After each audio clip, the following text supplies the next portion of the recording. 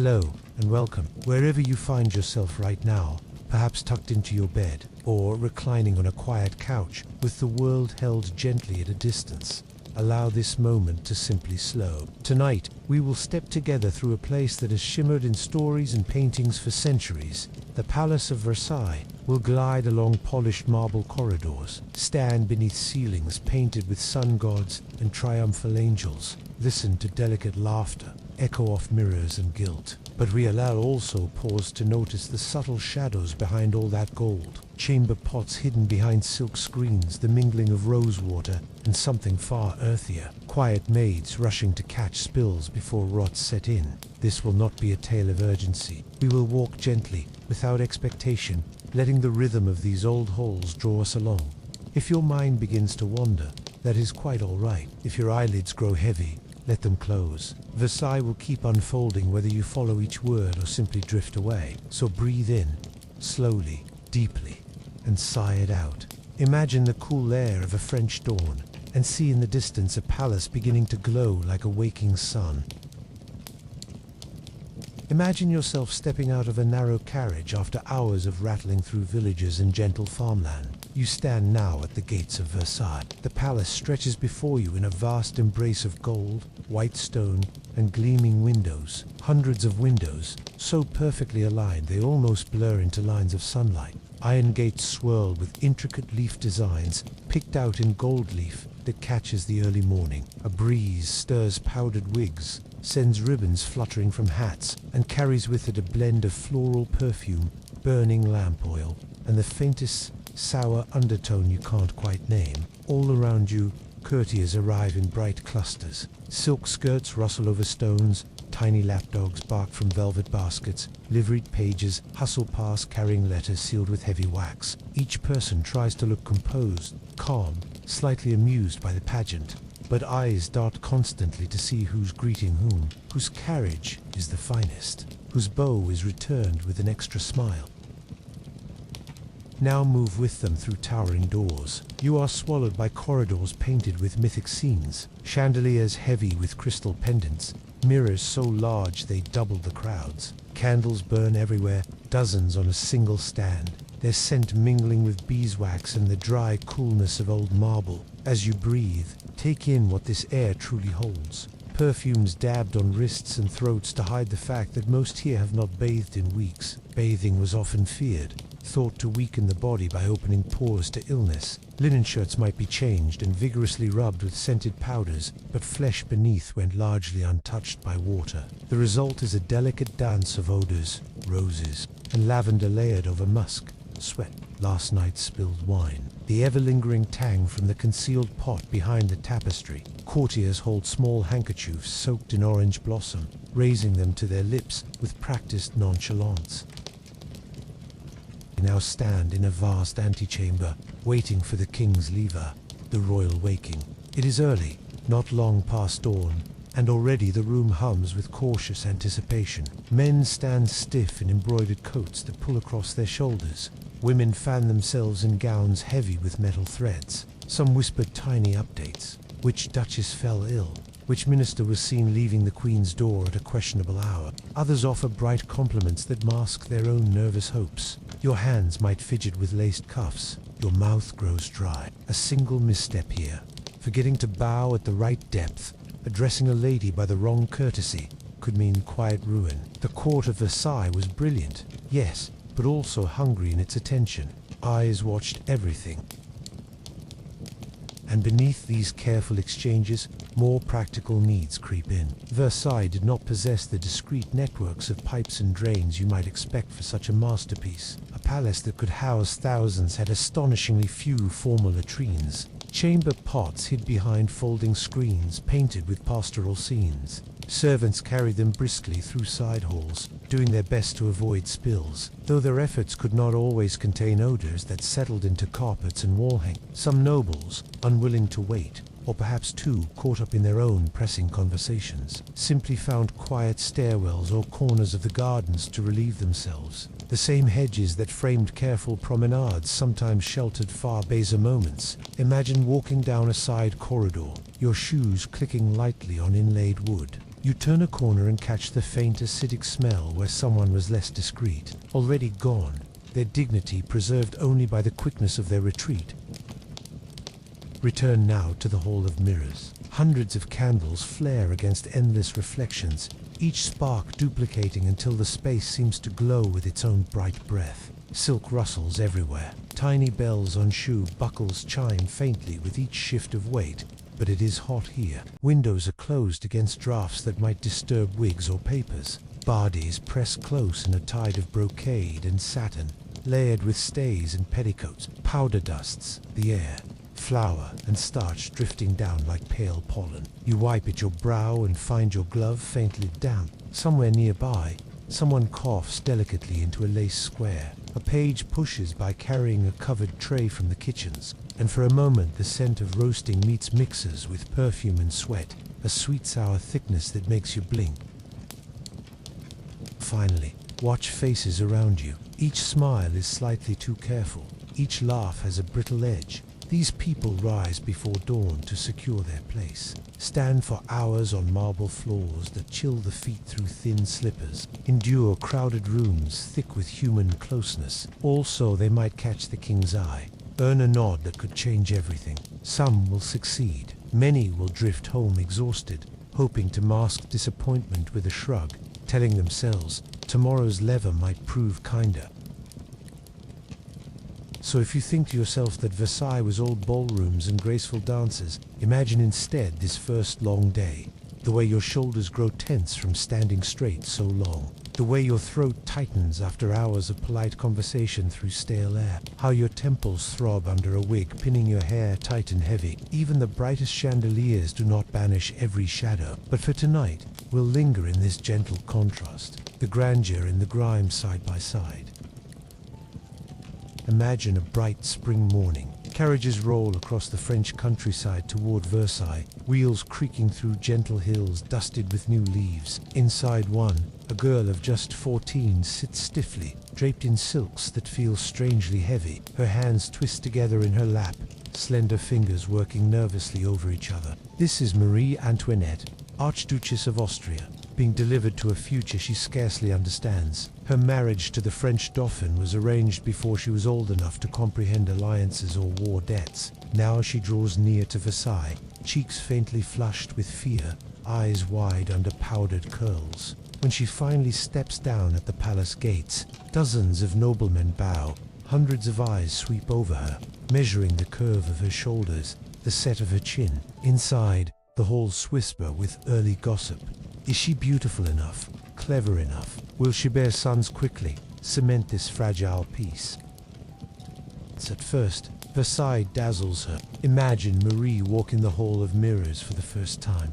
Her delicate slippers almost soundless on polished floors. Sunlight floods through the tall windows, strikes hundreds of candles, and multiplies endlessly in mirrored walls. The effect is overwhelming.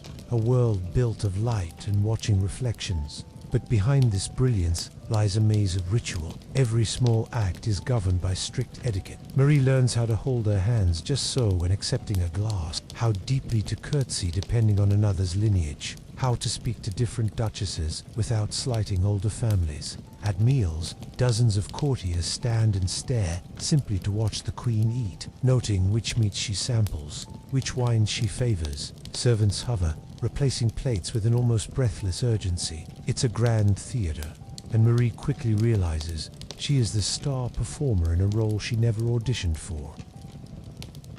Watch still. She searches for gentler pleasures.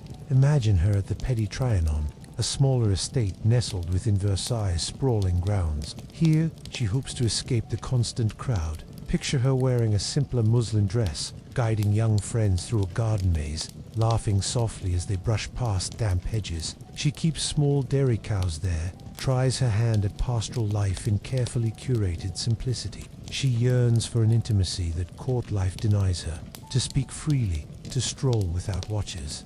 But rumors swirl. Paris whispers that the queen mocks the common people by pretending to be that she squanders fortunes on fountains and delicate porcelain while bread prices climb. Gossip finds a way to creep through the gilded gates, curling into Marie's quiet hours like smoke.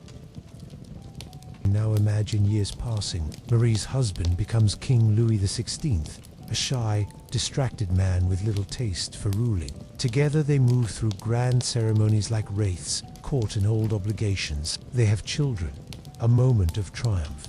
Yet strains deepen. France's treasury empties. Merchants grumble. Carpenters and seamstresses find coins harder to come by. Pamphlets appear in city alleys painting the queen as frivolous, cold, an enemy in Austrian silks. At night in Versailles, Marie walks dim hallways lit by oil lamps, trailing her fingers along marble that feels chill even in summer. Perhaps she pauses by a window, staring out over dark gardens cut into perfect geometric patterns. Somewhere beyond those hedges, the city waits, restless.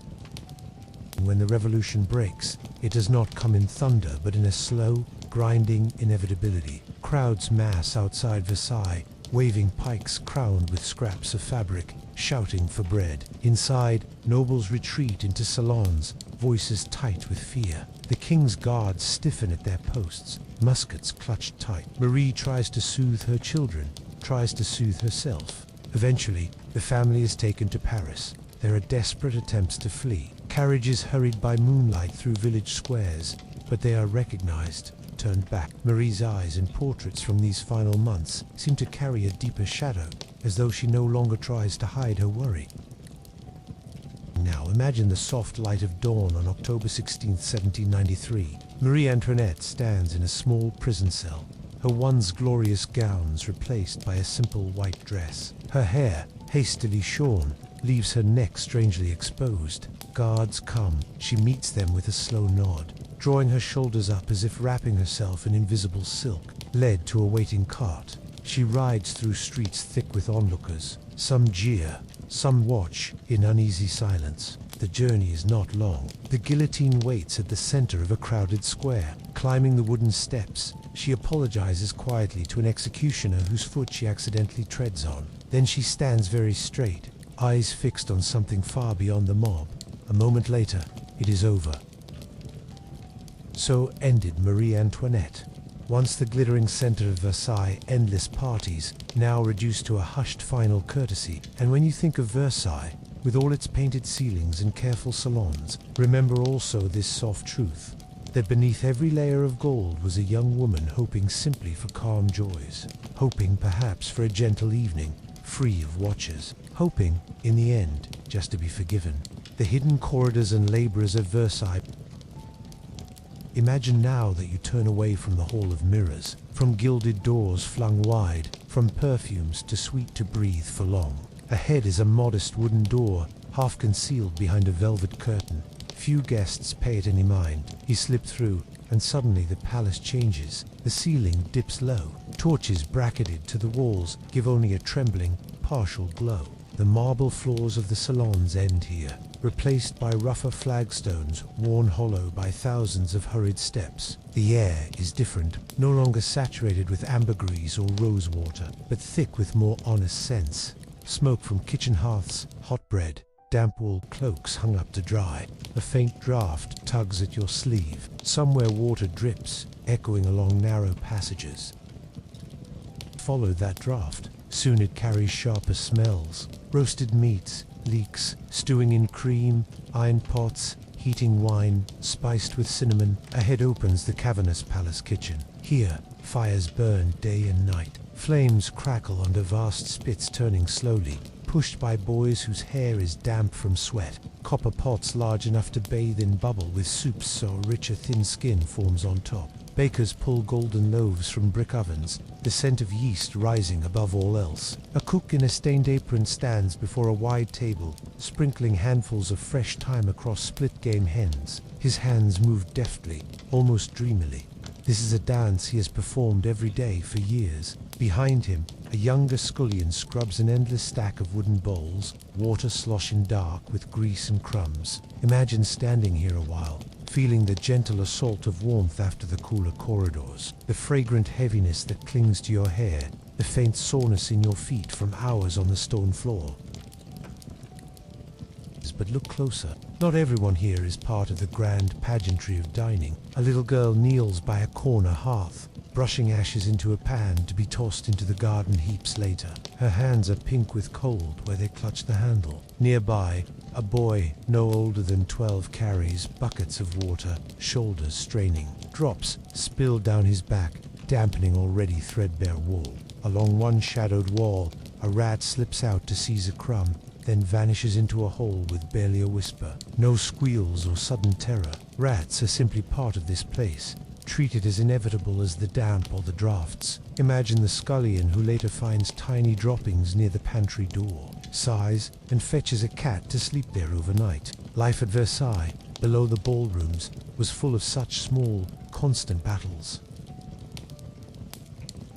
Now step away from the heat of the kitchens into long stone hallways known only to staff. These passages spiderweb behind the main palace rooms, narrow enough in places that two people must turn sideways to pass. Servants slip through them carrying trays of gleaming silver, folded linens, notes pressed with wax, seals still soft. Their shoes make soft scuffs on the floor. Their voices, when they speak, are hushed, not from any grand conspiracy, simply out of long habit. This is a world designed to be invisible. The nobles above stroll on parquet floors, never seeing the labyrinth beneath that makes their ease possible. Candles set in shallow niches offer just enough light to navigate by. Sometimes the tallow burns low, leaving corners pooled in shadow. Imagine brushing your hand along the rough wall to steady yourself, the cold stone damp against your palm. Every day, dozens of boys and men carry water up countless flights to private chambers. Heavy wooden buckets slosh against their legs, leaving dark stains on stockings. By the time they reach the grand apartments, they breathe hard, sweat pricking under their collars. Yet the next hour they must return to carry chamber pots back down, some pots tipped despite careful steps, contents seeping out to streak the stairs. A boy might pause to mop hastily, nose wrinkling at the sharp tang. Then on he goes, because above, another marquise waits for her scented rinse. Another marquise stands expectantly after a heavy meal. Imagine the rhythm of these errands. Up with fresh water, down with soiled, up again, down again, a live-in tide beneath the glitter. Elsewhere, seamstresses sit on low stools in narrow rooms, mending torn lace or stitching new embroidery into gowns that will sweep across ballrooms that night. Their needles dip and rise, threads trailing soft across palms, already lined from years of work. Wig dressers comb out towering constructions of hair and powder. Lice are inevitable. A tiny ivory comb flicks deftly, sending a speck tumbling into a folded cloth. The dresser does not flinch. A quick twist of the wrist, and the comb dips back in, preparing the queen's towering coiffure for another day of gentle nods and delicate fan games. The slow hush of evening below stairs as night deepens. The grand salons fall quiet. Candle flames waver lower. Courtiers slip away to private chambers. Above, laughter still flickers from some rooms. A late card game, a last cautious flirtation. But here, in the hidden corridors, servants gather in tiny side kitchens to share coarse bread, a wedge of cheese, perhaps a cup of thin ale. Their shoulders round with tiredness. A maid leans her head on her friend's arm and lets out a small sigh. Someone hums a tune, barely louder than the breath it rides on. These are the moments Versailles rarely records. The aching feet, the quiet camaraderie, the soft wish that tomorrow's work might be a touch lighter.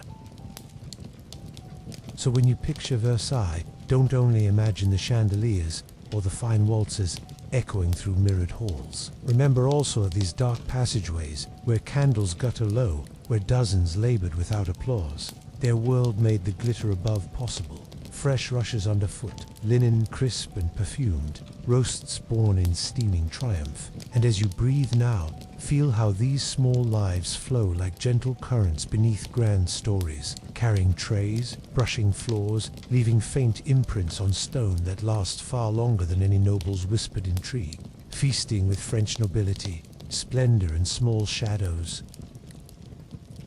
Imagine the sun dipping beyond the manicured treetops of Versailles' vast gardens. Its last warm light slides through tall windows, turning crystal chandeliers to small suns in their own right. Servants hurry to draw heavy drapes, pulling deep reds and blues across marble arches. The grand halls now glow by candlelight alone.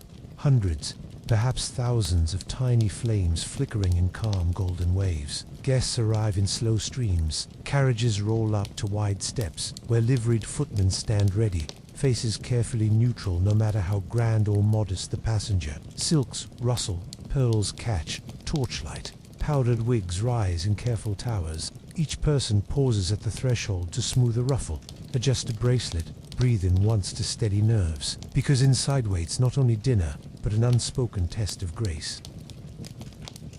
Picture a long table stretching across the hall, so wide that guests must lean slightly to speak to those across. It gleams with polished silver dishes, each reflecting soft candle halo. Napkins are folded in clever shapes, lilies, crowns, tiny hunting dogs, small marvels designed to amuse even before the first bite. Servants in muted colors move in silent choreography. A nod from the chief steward sends a ripple outward. Platters lifted, ladles dipped, saucers poured in delicate streams over slices of pheasant or tender hare.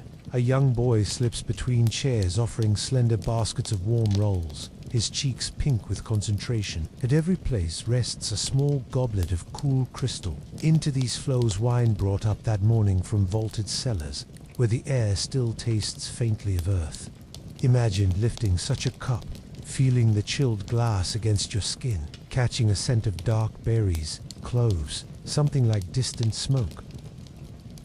In a gallery above, musicians begin a quiet pivot. Strings hum in gentle rising arcs, then descend like soft sighs. A small flute drifts atop them, curling notes that seem almost shy in the vast room. The effect is more than mere entertainment. It is a balm, a polite murmur of sound to fill spaces between words, to smooth awkward moments. Here conversation dances as carefully as any. Nobles compliment each other on hunting triumphs, discuss lace imports from Venice, murmur over the next grand fete. Laughter comes readily, though it often stops just as quickly, replaced by eyes darting to see who else might be listening, because every jest could be repeated elsewhere, changed slightly, weaponized in salons tomorrow.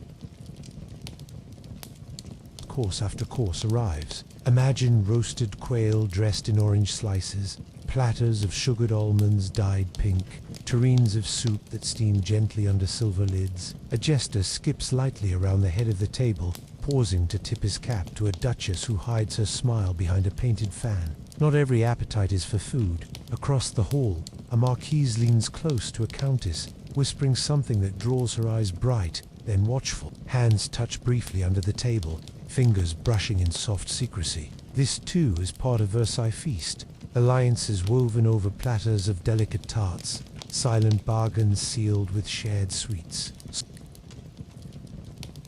Beneath all this splendor lie small trials everyone pretends not to feel. The hall grows warm with so many bodies. Wigs heavy with powder begin to itch along hair. Tight corsets press ribs uncomfortably each time laughter lifts a chest. The food is rich, so rich that many take only a few cautious bites, knowing how easily indigestion or worse might follow. Servants stand close by, hands folded, eyes down. They notice when a lady's glove slips from her lap and retrieve it with a quiet bow. They refill cups before they're empty, remove plates, just as the guest thinks to push them away. Their silent care keeps the evening's illusion intact. That comfort and grace come effortlessly.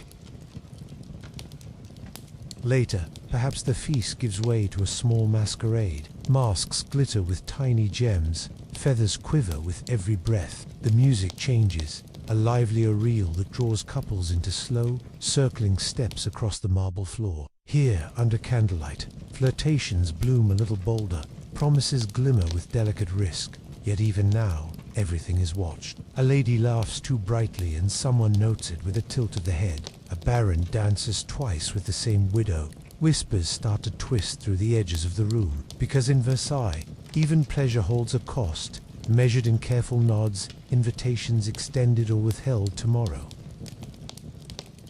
Finally, the music fades. Candles burn low. Guests part ways with slow, graceful gestures. Cloaks are fetched. Carriages roll out into night fog. Inside, servants begin their quieter feast on leftovers. Scraps of sugar crust, bits of tender meat still warm. They smile more freely here, share private jokes, sigh over sore feet. The The hall stands empty but for gentle clearing. Silver is polished again, linens folded to wait for the next evening's grand illusion. The air still holds a trace of musk and rosewater, faint as breath on a mirror.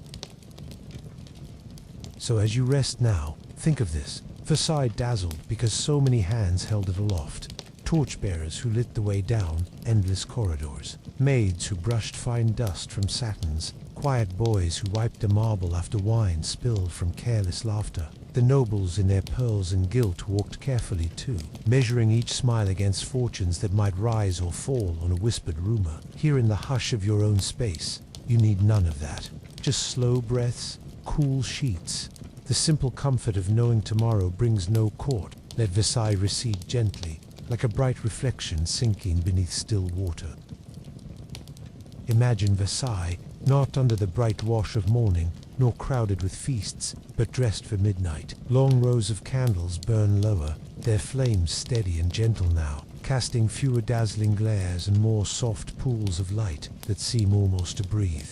Outside, the gardens lie hushed under a pale moon. Water still trickles from fountains built to delight kings centuries past, their spray catching tiny silver arcs. Somewhere deeper in the hedges, a fox moves, quick paws silent on duet grass. Inside, music floats faintly from a distant gallery, a violin string drawing out a delicate line that seems to hang in the candlelit corridors, waiting for someone to hear it.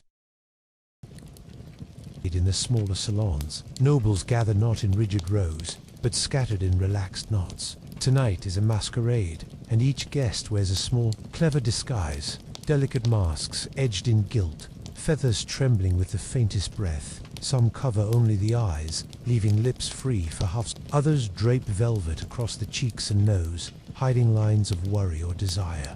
Masks invite small daring. A marquise whispers a playful insult she might not have dared by daylight. A young chevalier's gloved hand lingers a moment longer at a countess's waist, her answering look hidden by dark silk. Laughter bubbles up, softer and more breathless, echoing oddly among painted cherubs on the ceiling. Imagine standing by a marble column, feeling its cool solidity against your shoulder. You watch these figures swirl past, blue velvets, pale ivories, tiny silver bells stitched along a sleeve that chime like secret promises.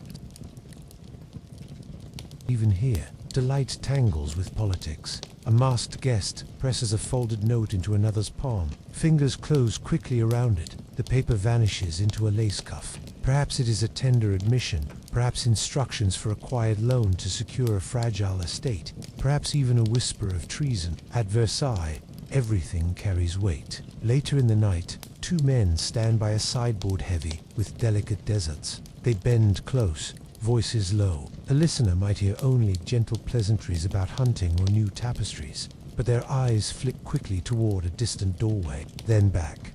Agreements are sealed here, not with grand contracts, but with murmurs over cups of sweet wine. Imagine the slight tension in the air around them, like a faint static charge before a summer storm, masked by the rustle of skirts sweeping past. The quiet music of danger and desire. Musicians at the edge of the room continue their slow serenade. A harpist plucks careful chords that seem to shimmer and fall away before quite reaching your ear. The tune loops, gentle and repetitive, like a lullaby designed to soothe a fretful child, or to lull anxious nobles into trust. Nearby, a lady stands alone for a moment, adjusting a small mask shaped like a moth's wings. Her chest rises with a deep breath, then she lets it go, a faint sigh, almost lost under the low notes of a viol. Behind her eyes, hidden by painted silk, thoughts race. Who watched her earlier?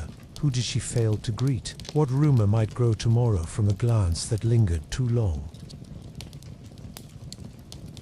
Trays drift by on silent servants' hands, bearing tiny glasses of liqueurs, tinted rose and gold. Guests sip carefully, tilting their masks just enough. The alcohol loosens tongues, relaxes shoulders, turns laughter into something sweeter, yet also edges it with risk. Words slip out more easily. Promises made tonight might haunt daylight. Imagine a circle of nobles playing a delicate card game on a velvet-draped table. Jewels catch candlelight with every slight movement. A countess lays down her card, lets out a small, triumphant hum.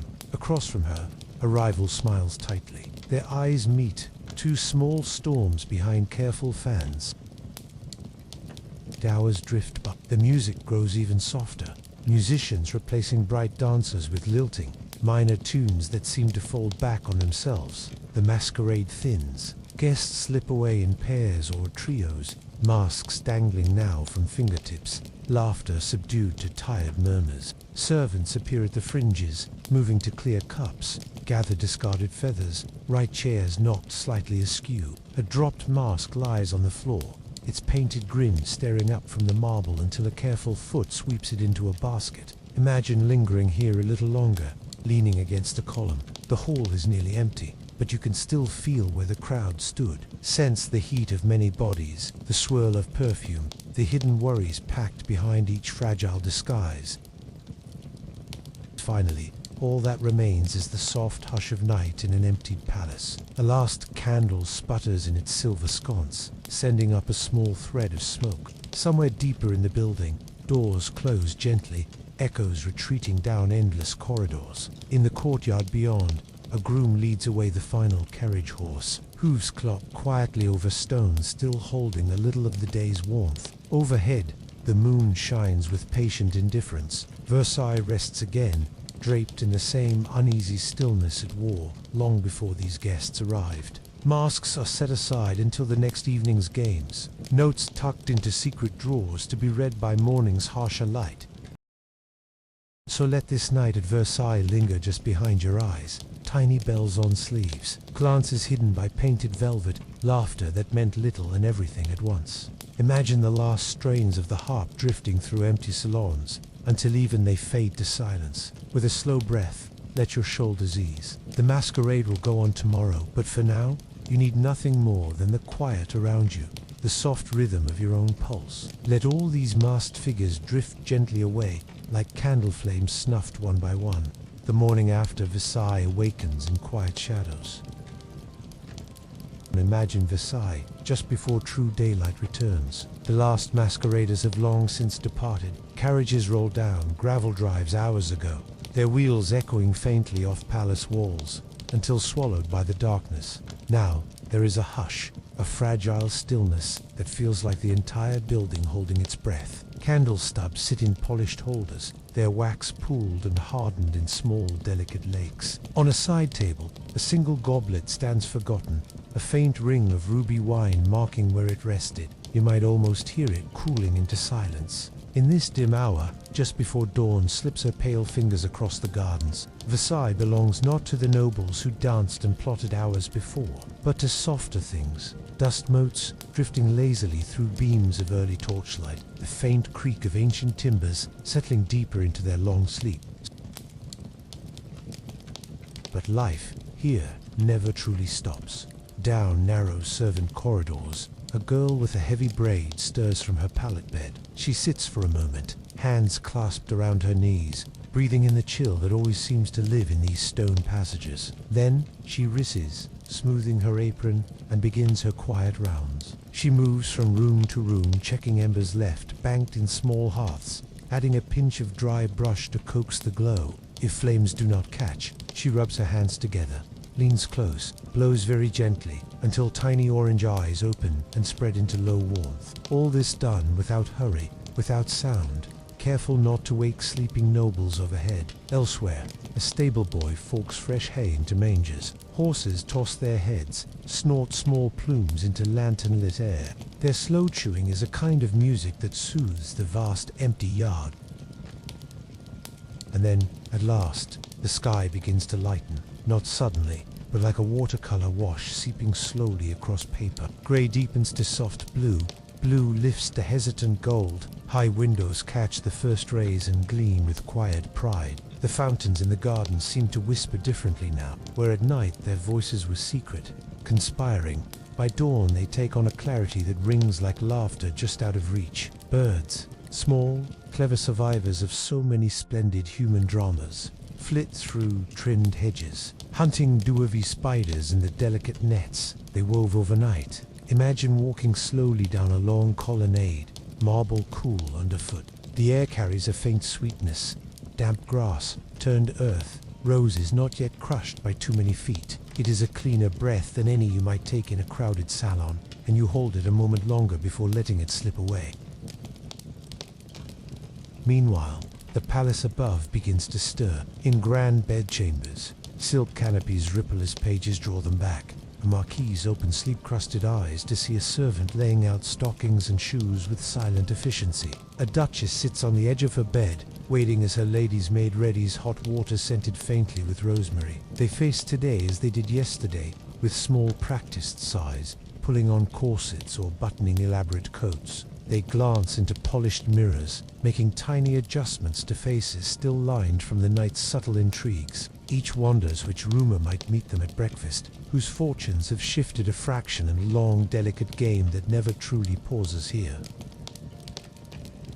Downstairs, in the service quarters, simpler foods appear. Rough bread cracked open by strong hands, a smear of soft cheese, cups of thin, steaming broth. Servants sit on low benches, stretching backs that bent hours before over chamber pots and spilled sauces. They share quiet jokes, gentle ribbings that ease the stiffness of too many unspoken rules. A scullion wipes a crumb from her lip, lets her eyes close for a heartbeat longer. When she opens them, the same wide hall stretches before her, but perhaps it feels less heavy for this brief fellowship. They eat quickly, because soon bells will chime and the day's true labors begin anew. Step outside once more. See the broad gravel lanes leading away from the palace. Small prints already starting to cluster. A dog's lazy track, a gardener's careful stride. The hedges stand tall and formal, yet inside them life stirs. Insects warm on leaves, tiny frogs press closer to cool earth. Versailles is a place of performance, of masks and guilt and graceful deceits. Yet in this gentle hour, it seems to sigh almost like any other grand old house, grateful for the pause before voices fill its halls again. Imagine trailing your hand along a low stone wall. It feels faintly damp, grown rough from centuries of touch. Somewhere nearby, water slips from a fountain spout with a smaller splash, a secret conversation meant just for the morning air. So as this long night gives way to a tender dawn, remember how Versailles wore both faces, dazzling marble and hidden wrought, laughter spun of silk and sighs echoing through servant corridors. Remember how every polished shoe stepped over the same cool stones where humble feet trod before and after. Let that thought rest quietly in you now. No need for grandeur here, no need for bright powders or practiced bows. Just slow breathing, your own calm heart, and the soft memory of golden halls that stand patient still, long after every intrigue has faded to dust. So breathe in once more, deep and let the air fill you with something simple, something like the morning outside Versailles, a space fresh enough to carry any small hope. Then sigh it away, feeling your shoulders sink a little deeper. If sleep is near, let it come. The palace will keep its silent watch, holding stories of bright feasts and shadowed games, content to wait. For now, there is nothing you must do but rest. A quiet farewell to Versailles. So now we come softly to the end of this long walk through Versailles, through glittering halls and dim servant passages, past masquerades heavy with perfume and whispered secrets, beyond the delicate rise and fall of noble fortunes. We have wandered slowly from morning's anxious gatherings for the king's through candlelit feasts, where careful laughter masked subtle fears, into midnight masquerades, where velvet masks hid eyes bright with quiet schemes. We've followed the hush of early dawn as servants woke to coax small flames back to life, even as nobles lay wrapped in silk, dreaming uneasy dreams. And through it all, Versailles itself remained, vast and watchful, walls holding stories that would echo far beyond any single life. Imagine it now, resting under a gentle sky. The fountains murmur to themselves in neat rows. High windows catch only soft glances of sun, no longer blinding but tender. Somewhere, a bird hops along a balustrade, unconcerned by history's heavy shadows. So let all these images, golden salons, powdered wigs, small chamber fires tended by tired hands, drift gently into the background now. They are stories held in marble and dust, in tapestries that whisper only if you stand very still. Here In this quiet space you've made for yourself, there is nothing you must perform. No court to impress, no clever bow, no perfectly timed smile. Just breath, moving in and out, slow and steady, as simple and complete as the dew that settles over Versailles lawns each new morning. Now allow your thoughts to loosen. If sleep finds you, let it. The palace will keep its patient watch over countless nights more. Its halls will echo with soft memories long after candles burn out. For tonight, it is enough that you are here, still, unhurried, safe.